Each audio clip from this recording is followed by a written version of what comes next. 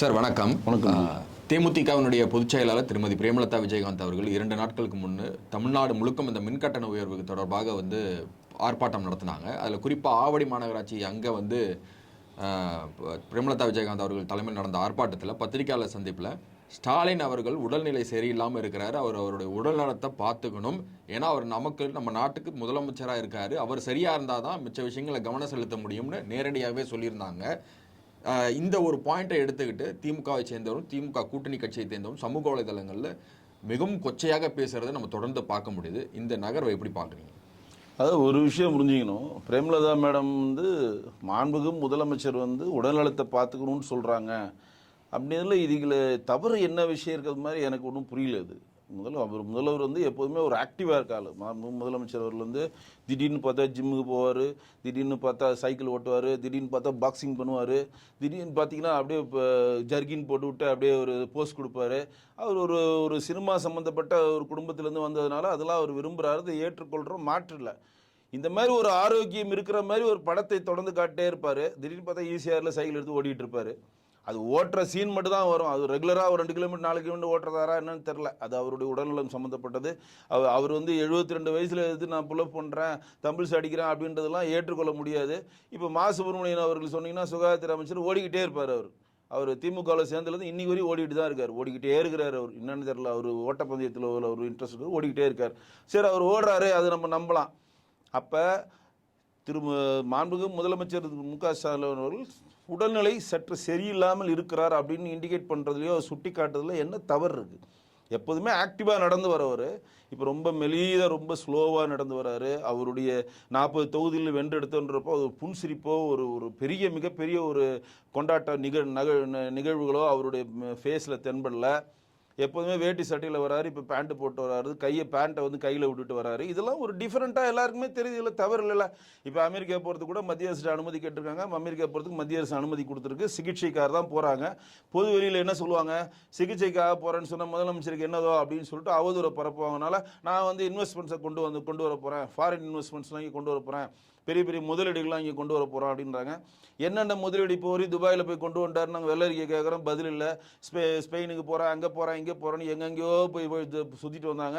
இன்றைக்கி வரையும் என்ன முதலீடு கொண்டு வாங்க, எவ்வளோ வேலை வாய்ப்பு வந்திருக்கு, எவ்வளோ பொருளாதாரத்தில் மேம்பட்டுருக்கோம், எத்தனை கம்பெனிஸை உருவாக்கியிருக்குன்ற கேள்விக்கு இன்றைக்கி வரையும் பதில் இல்லை. மறுபடியும் நான் போகிறேன்றாங்க. சரி, போயிட்டு வரட்டும்.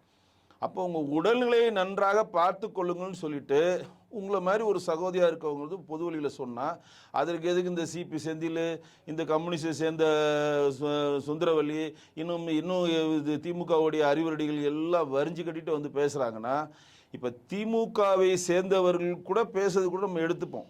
சம்பந்தமே இல்லாமல் வலைதளத்தில் இருக்காங்க பாரு, இணையதள கூலிகள், வாயை வாடகைக்கு விட்டு சம்பாதிக்கும் அந்த லாயக்கற்றவர்கள் தான். இதை நான் நேரடியாகவே சொல்கிறேன். அந்த இணையதள கூலிகளுடைய பிரதான வேலை என்னென்னா, திமுக எவனா பேசிட்டானா உடனே அது ஒரு பெரிய ப்ரோக்ராம் எடுத்து அதை பற்றி பெருசாக பேசுறது, அதை பற்றி பெரிய ஒரு பிரகடனண்டா பண்ணுறது. திமுக நீங்கள் ஸ்டாலின் அவரில் பேசலாம், அவர் முதலமைச்சராச்சு அப்படின்னு. நாம் என்ன சொல்கிறோன்னா, நல்ல விஷயங்களை சொன்னால் ஏற்றுக்க, பிடிக்கலனா கடந்து போ. இதுக்கு இன்னைக்கு ஒரு கட்சியினுடைய தலைவையாக அவங்க இருக்கிறாங்க. இன்னைக்கு ஏடிஎம்கே கூட்டணியில் இருக்கிறாங்க. தேசிய திராவிட முன்னேற்ற கழகம்னு சொல்லி ஒரு கட்சியை மேம்படுத்துகிற நிலையத்தை நோக்கி நகர்ந்து கொண்டிருக்கிறாங்க. இன்றைக்கி விருதுநகரில் கிட்டத்தட்ட ஒரு பெரும்பான்மையான வாக்குகள் பெற்ற ஒரு மிகப்பெரிய ஒரு சக்தியாக அவங்க நகர்ந்து கொண்டிருக்க வேலையில் என்னுடைய முதலமைச்சர் இப்படி தான் இருக்கணும்னு அவங்க சொல்கிறதுல என்ன தவறு இருக்குது? கட்சியை விட்டுருங்க.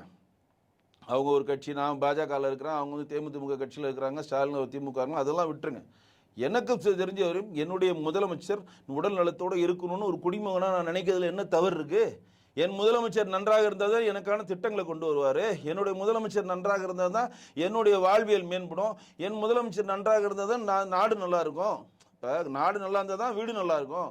அப்போ இந்த கான்செப்டில் பொது வழியில் பிரேமலதா மேடம் சொல்கிறத உங்களால் ஏற்றுக்கொள்ள முடியலன்னா கடந்து போகணும். அதை அவதூறாக எடுத்துகிட்டு வெளியே ஒரு பெண் கூட பார்க்காம திமுகவுக்கு சொம்படிக்க வேணுன்ற ஒரே காரணத்துக்காக இந்த மாதிரி சின்ன விஷயங்களை மேம்படுத்தி பேசுறது அவர்களுக்குத்தான் மிகப்பெரிய இழுக்கு. இது ஒன்று. ரெண்டாவது, நீங்கள் திமுகவுடைய சொம்பு தூக்கி வந்தால் போய் உழுந்து கிடங்க. திமுகவில் யார் வேணானது போய் அண்ணா அறிவாலயத்திலே உழுந்து கிடங்க. திமுகவை சேர்ந்தவர்கள் சேர்ந்து அவங்களுக்கு ஹெல்ப் பண்ணுவாங்க, அவங்களுக்கு வாரியம் எதனா கொடுப்பாங்க, வாரிய உறுப்பினர் கொடுப்பாங்க. இப்போ தான் பிரியாணி கடை மாதிரி ஒரு வாரியமாக வச்சுருக்காரு, ஆலோசனைக்கு இதுவாக வச்சுருக்காரு. சுக்கி சுகமாக இந்தா நீங்கள் போயிட்டு என்ன பண்ணுறீங்க, அறநிலைத்துறை சம்மந்தப்பட்ட இல்லை ஒரு அட்வைசர். அப்போ ரகுராம் ராஜன் வாங்க, நீங்கள் பொருளாதாரத்து மண்டலத்துக்கு தலைவர் வாங்க, வேறு யாருங்கன்னா நீங்கள் வாங்க, நீங்கள் ஒன்று தலைவர்னு பிரியாணி கடை மாதிரி கொடுத்து மக்கள் வரி பணத்தை கொடுக்குறீங்க. இந்த பொருளாதார நிபுணர்கள்லாம் இதனால் வரையும் தமிழ்நாடு நிதிநிலை மேம்படுறதுக்கு எதனா ஒரு திட்டங்களை கொடுத்தாங்களான்னு கேட்டால் இல்லை. அப்புறம் எதுக்கு இந்த 12 பேர் 15 பேர் போட்டு கவர்மெண்டோடைய தண்ட சம்பளத்தை நம்ம கொடுக்கணும், நம்ம வரி பணத்தை எதுக்கு கொடுக்கணும்? அறநிலை தேர்தல் 15 பேரை போட்டாங்க. அந்த 15 பேர் அறநிலைத்துறையர் வந்து இந்த கோவில் மேம்பாடுக்கு எதனா ஒரு அட்வைசரோ இல்லை கோவில் மேம்பாடுக்கு வேற எதனா விஷயத்தில் முன்னெடுத்தாங்களா? இல்லை. இப்படி ஒவ்வொருத்தரா போட்டு போட்டு போட்டு போட்டு திமுக வந்து ரொம்ப ஒரு நீங்கள் நினைக்கிற மாதிரி ஒரு சாதாரண ஆள் கிடையாது, ரொம்ப ரொம்ப கிளவரான ஒரு கட்சி. ஏன்னா யார் திமுக எதிராக பேசுகிறாங்களோ அவங்கள முதல்ல அரவணைப்பாங்க, அரவணைக்க முடியலன்னா அடிப்பாங்க.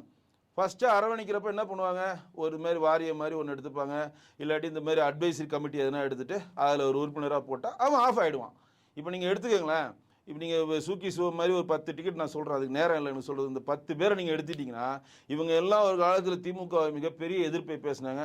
இப்போ பார்த்தீங்கன்னா சுகவீர பாண்டியன் மாதிரி எல்லாம் அப்படியே பம்பிக்கின்னு இங்கே தேன் ஓடுது பால் ஓடுது. திமுக ஆட்சி வந்தவங்க தான் சட்டம் ஒழுங்கு நல்லா இருக்குது, திமுக ஆட்சி வந்தவங்க தான் நமக்கு எல்லா விஷயங்களும் கிடைக்கிறது, திமுக ஆட்சி வந்தவங்க தான் தேனாரும் பாலாரும் தமிழ்நாட்டில் ஓடிக்கொண்டிருக்கிறவங்க, சிங்கப்பூரா சென்னை மாறிக்கொண்டிருக்கிறதுன்னு அப்படியே வண்ட புழுக ஆகாச புழுக தெளிவாக பேசுவாங்க. ஏன்னா அந்த அவங்க கொடுக்குற அந்த அட்வைசரியோடைய கமிட்டியில் இருக்கக்கூடிய அந்த அந்த உறுப்பினர் பதவிக்காகவும் எதனா வாரியத்தில் கிடைக்கிற அந்த பதவி சுகத்துக்காக இந்த மாதிரி இந்த அறுவடிகள் பேசி கொண்டிருக்கிறார்கள். அதில் எந்த மாற்றம் இல்லை. ஆனால் பொதுவாக ஒரு விஷயத்தை ஒரு ப்ரெஸ் மீட்டில் நீங்கள் நன்னா இருக்கணும், நீங்கள் நல்லா ட்ரெஸ் பண்ணுறீங்க, நீங்கள் நல்லா உடல்நலத்தை பாதுகாத்துங்க, நீங்கள் நல்லா இருந்தால் தான் நாங்கள் நல்லா இருக்க முடியும்னு ஒருத்தங்க சொல்கிறத எப்படி இதை வந்து நெகட்டிவ் போஸ்ட்டாக இவங்க எடுத்துக்கிறாங்க? அப்போ இதனால் வரையும் பாஜகவை பார்த்து பயந்துருந்த திமுக இப்பொழுது தேமுதிமுகவை பார்த்து பயப்படுதா அப்படின்ற ஒரு கேள்வி வருதா இல்லையா? மாணிக்க தாகூருக்கு இப்படியே அப்படி கைகாலெலாம் நடுங்கிடுச்சே மாணிக்க தாகூருக்கு அங்கே விருதுநகரில், அப்படியே ஆட்டங்கன்ட்டார், கை நடுகுது, பில்டிங் ஸ்ட்ராங்கு, பேஸ்மெண்ட்டை வீக்கு, அங்கே ஆடுது அப்படியே அவருக்கு. என்னன்னு கேட்டால் கிட்ட வந்துட்டார், 4000 ஓட்டு 5000 ஓட்டு ஜெயிஸ்டார்ன்ட்டாங்க. இவர் விஜய் பிரபாகர் ஜெயிஸ்டார்ன்ற மாதிரிலாம் நியூஸ் வந்துச்சு. அப்புறம் பார்த்தா 4000 ஓட்டு கம்மினானுங்க, அதில் என்ன கூத்து வச்சுருக்காங்களோ இப்போ நீதிமன்றம் போயிடுச்சு, அது மாற்று கருத்து இல்லை. அப்போ ஒரு சக்தியாக இவங்க வருகிறான்றது பயம் இவங்களுக்கு இருக்கிறதா, இல்லை நம்ம கூட்டணி இல்லாமல் எதிரணியில் போய் சேர்ந்துட்டாங்க இவங்களை வீழ்த்தணுன்ற மாரி கண்டிஷன் வர்றாங்களா? இப்படி பல விஷயங்கள் இருக்குது. நம்ம வந்து இது அரசியல் சார்ந்தே பேசலை.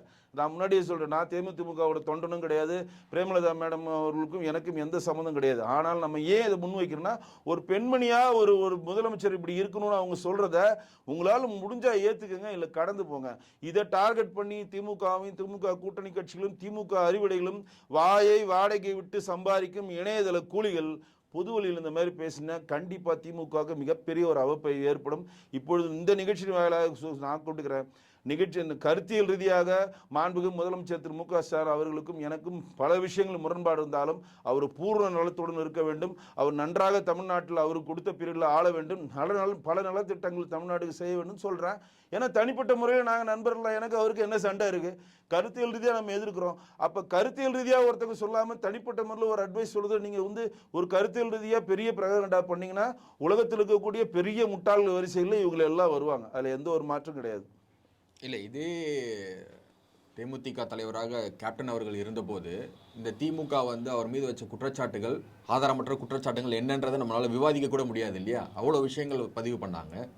இப்போ இவங்க பிரேமலதா விஜயகாந்த் அவர்கள் சொன்ன இந்த ஒரு வரிக்காக இன்னைக்கு தமிழ்நாடு முழுக்க இவங்க சமூக வலைதளங்களில் போராட்டம் நடத்துறதை எப்படி பார்க்குறீங்க? இல்லை, இது வந்து இது திமுகவுடைய ஸ்ட்ராட்டஜி. தயவுசெய்து புரிஞ்சுங்க. என்னென்னா, இப்போ பிரேமலதா மேடம் வந்து சொன்ன ஒரு விஷயத்துக்கு இவ்வளோ பெரிய எதிர்வினை இவங்க ஆட்டலைன்னா எல்லாரும் சொல்ல ஆரம்பிச்சிருவாங்க, இது பெரிய விஷயமாகும்.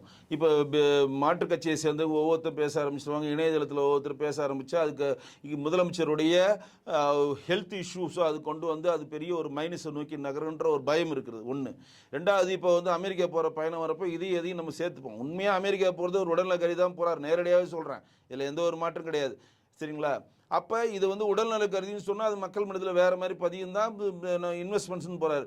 ஏன்னா இன்வெஸ்ட்மெண்ட்ஸ் போகிறதுக்கு அவர் அங்கே போய் அமெரிக்கன் இங்கிலீஷில் பேச போகிறாரு. இல்லை அமெரிக்காவில் எத்தனை காண்டினென்ட் இருக்குன்னு அவருக்கு தெரியுமா? இல்லை அவர் நேரடியாக இவர் நம்ம ட்ரம்ப்பையோ இல்லை கமலா ஹாரிஸையோ இல்லாட்டி ஜார்ஜ் புஷையோ இல்லாட்டி பிலாரி கிளின்டனையோ இல்லை பராக் ஒபாமாவோ யார் யார் அமெரிக்காவில் இருக்கிறாங்களோ அவங்க எல்லாம் போய் சந்தித்து நான் வந்து தமிழ்நாடுக்கு இன்வெஸ்ட்மெண்ட்ஸ் கொண்டு வர போகிறாரா? எதுவுமே கிடையாதுங்க. அதிகபட்சம் அங்கே அமெரிக்காவில் கலிஃபோர்னியா போகிறோம், லாஸ் ஏஞ்சல் போகிறேன், அங்கே போகிறேன், இங்கே போகிறேன்னு எந்த கண்டப்பே இருக்காது. அவங்க போவாங்க, இறங்குவாங்க, ஐஏஎஸ் கேடஸில் இப்போ அப்பாயின்மெண்ட்ஸ் ஃபிக்ஸ் பண்ணியிருப்பாங்க, அது இப்போ 4 பேரை பார்ப்பாங்க, கையெழுத்து போடுவாங்க, வந்துடுவாங்க. அந்த இன்வெஸ்ட்மெண்ட்ஸ் எல்லாம் அப்படியே வச்சுருந்து இவங்க மறுபடியும் உலக முதலீட்டு மாநாடு ஒன்று நடத்தி பெரிய அமௌண்ட் ஒன்று போடுவாங்க, தங்கம் தனசை வச்சு. அந்த அமௌண்ட்டை போட்டு அது இழுத்து மூடி அதில் கொண்டு வந்து நான் இதை பண்ணேன் அதை பண்ணேன்னு சொல்லிட்டு இழுத்து மூடுவாங்க. தான் மறதி தேசிய வியாதின்றது நமக்கு ரொம்ப பொருந்தும், அதில் எந்த ஒரு மாற்றம் இல்லை. ஸோ இப்போ வந்து நீங்கள் அமெரிக்காவில் போயிட்டு ஃப்ளூலண்ட்டாக இங்கிலீஷ் பேசியோ ஃப்ளூலண்ட்டாக உங்களுக்கு மொழி மாற்றங்கள் பண்ணுறது ஆட்களை வச்சோ நீங்கள் இன்வெஸ்ட்மெண்ட்ஸை கொண்டு வர அளவுக்கு இங்கே எதுவும் கிடையாது. நான் வந்து உள்ளூரில் நீங்கள் ஓணாம் பிடிக்கல, வானம் ஏறி வைகுண்டை போகிறன்றதுலாம் எனக்கு ஒன்றுமே புரியல. அது இங்கே இருக்கக்கூடிய தொழில்முறை நீங்கள் பண்ணுங்கள், ஸ்டார்ட் அப் கம்பெனிஸை இன்க்ரீஸ் பண்ணுங்கள், எம்எஸ்எம்எல் பொருள் சிறு தொழிலில் மேம்பாடு பண்ணுறதுக்காக நிதியை ஒதுக்குங்க.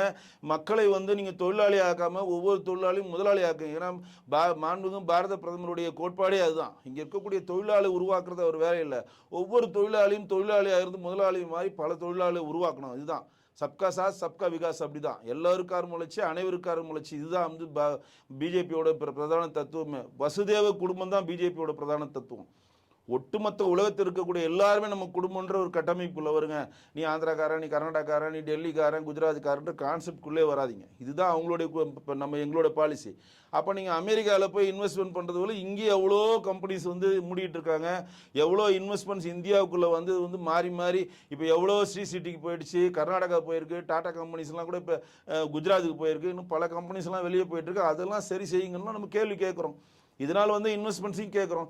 ஏன் கேட்குறோம்? இங்கே புதிய கம்பெனிஸ் வந்தால் வேலை வாய்ப்பு பெருகும், புது கம்பெனிஸ் வந்தால் இங்கே இருக்கக்கூடிய பொருளாதார மண்டலம் மேன்மை அடையும், நம்ம இன்னும் தொழில் வளத்தில் பெரிய ஆளான்றது நட்பாசில் தான் கேட்குறோம். அப்போ திமுக என்ன நினைக்குதுன்னா, பிரேமலதா மேடம் சொன்னதை நம்ம வாய் மூடி மௌனமாக இருந்துட்டா அவன் பேச ஆரம்பிச்சிருவான். அது பெருசாகிடும். உடனே சிபி செந்தில்வா, சுந்தரவழிவா, யார் யார் திமுக 60 அடிக்கு எல்லாவா, எல்லாருக்கும் பணத்தை அனுப்பி, எல்லாருக்கும் ஜிபே வந்துச்சா, பேசு, எல்லாம் பேசு, எல்லாம் பேசு. உங்களோட டார்கெட் 2 நாள் முழுக்க தேமுதிமுகவுடைய தலைவராக இருக்கக்கூடிய பிரேமலதா எழுத்து தான் பேசணும், இதுதான் அவங்களுக்கு பிரதான வேலைன்றப்ப தூங்கிட்டு தான் சிபி செந்தில் தூங்கிட்டு தான் திடீர்னு வரான். நாங்கள் வந்து அந்த 65 கலாச்சாரம் தேடுறோம், எங்கடா கோவம் எங்கடான்னு கோவனை தேடின வந்து ஒரு மூலத்தை வச்சுட்டு போயிட்டான். இருந்தாலும் சிபி செந்தில் எங்கடா போனோன்னா அவன் காணும். கேட்டால் அப்படியே தமிழில் பேசுவார், இது அப்படின்னு வேறு. அப்படி சுந்தரவழி எங்கே தூங்கி நின்று பட்டிமன்றத்துலையும் காணும், எங்கேயும் காணும். திடீர்னு இப்போ நிற்குது, பார்த்தியா நான் வந்துட்டேன் அப்படின்னு. இதுதான் முன்னாடியே சொன்ன, இவர்கள் எல்லாம் வாயை வாடகைக்கு விட்டு சம்பாதிக்கிற இணையதள கூலிகள். இவர்களுக்கு நாட்டு பற்றும் கிடையாது, தமிழ் பற்றும் கிடையாது, மண் பற்றும் கிடையாது, சொந்த புத்தியும் கிடையாது, சுய புத்தியும் கிடையாது. பணத்தை மட்டும் பிரதானமாக நகர்றதா இவங்களோட வேலை. ஒருத்தர் உடல்நிலை நல்லா வச்சுக்குன்னு சொல்கிறதுக்கு இவங்க இவ்வளோ பெரிய ஆர்ப்பாட்டம் பண்ணுறீங்கன்னா, கேப்டனை பற்றி என்னென்ன விஷயங்கள் பொது வழியில் இவங்களாம் பேசியிருக்காங்கன்னு எனக்கு தெரியும். நான் அவர் கேப்டனுடைய மிகப்பெரிய ரசிகரில் நான் ஒரு ஆள். அதனால் நேரடியாகவே சொல்கிறேன், அவர் உடல்நிலைக்கு டெய்லி இன்று அவர் உடல்நிலை மிக மோசமாக நடந்ததுக்கு பெரிய மூல காரணம் தமிழ்நாட்டில் இருக்கக்கூடிய திமுகவும் அதனுடைய கூட்டணி கட்சிகளும் அவர்களுக்கு இருக்கக்கூடிய அடிமை ஊடகங்கள் மட்டும்தான். அந்த அடிமை ஊடகங்கள் டெய்லி அவரை பற்றி நெகட்டிவ் ஃபர்ஸ்ட்னாக போச்சு. இன்னா செய்தாலே ஒருத்தல் அவர் நானும் நன்மையை செய்து விடுந்தான். அவர் கேப்டன் அவர்கள், கலைஞர் அவர்கள் இறந்த உடனே அங்கேருந்தே அழுதார். அவர் இங்கே வந்தோடனே நேரடியாக அவர் வீட்டுக்கு செல்லாமல் நேரடியாக போய் அவர் சமாதியில் உட்காந்து அழுதார். இதுதான் வந்து திருக்குறளுக்கு அவர் பண்ண மிகப்பெரிய ஒரு எடுத்துக்காட்டு. நமக்கு எவ்வளோ இந்த மண்டபத்தை இடித்தாங்க, யார் இடித்தா? திமுக தான் அடித்தாங்க, வேறு யாருங்க இடித்தா? திமுக தான் இடித்தாங்க. அப்போ கூட இடித்தா கூட அவருக்கு ஏன்னா அவர் கல்யாணம் பண்ணி வச்சதே கலைஞர் தான் கல்யாணம் பண்ணி வச்சார். கலைஞருக்கு வந்து 100ஆண்டு விழா கொண்டாடினது அவர் தான், தங்கப்பனா கொடுத்தது அவர் தான். எவ்வளோ செஞ்சாலும் அதுதான் அந்த திருக்குறளை மேன்கோள் காட்டின, இன்னா செய்தாலே ஒருத்தல் அவர்னால நன்மையும் செய்து விடல். அதுதான் இப்போ சுந்தரவழி அவர்களுக்கும் சிபி சந்திகளுக்கும் யார் யார் வந்து இந்த முதலமைச்சருடைய ஹெல்த் நல்லா இருக்கணும் அப்படின்னு சொல்கிறவங்களுக்கெல்லாம் நீங்கள் இந்த மாதிரி காசை வாங்கி கொண்டு அது வந்து மிகப்பெரிய விஷயமா பேசுனீங்கன்னா அது உங்களுடைய அறியாமையை தான் காட்டுகிறது. இப்பவும் சொல்லுகிறேன், கருத்தியல் ரீதியாக நாம் எவ்வளோ பிளவிட்டு இருந்தாலும் மாண்புமிகு முதலமைச்சர் மீண்டும் நல்லபடியாக நல்ல உடல்நலத்தோடு இருந்தால் நம்ம கேட்டுக்கிறோம்.